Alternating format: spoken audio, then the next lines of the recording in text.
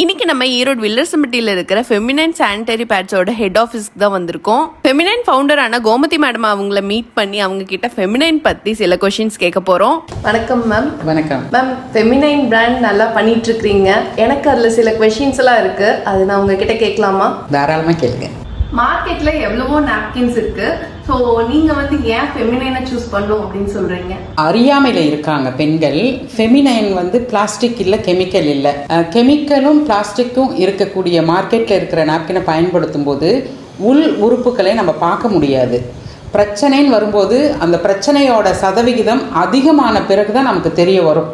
கேன்சராக இருந்தாலும் சரி, இல்லை இர்ரெகுலர் பீரியட்ஸ், ஓவர்ஃப்ளோ, பிசிஓடி, நீர்க்கட்டி, குழந்தை இல்லாமல் போகிறது, இதெல்லாம் இந்த கெமிக்கல் போய் நாப்கினில் இருக்கிற கெமிக்கல் கர்ப்பப்பையை பாதிக்கும்.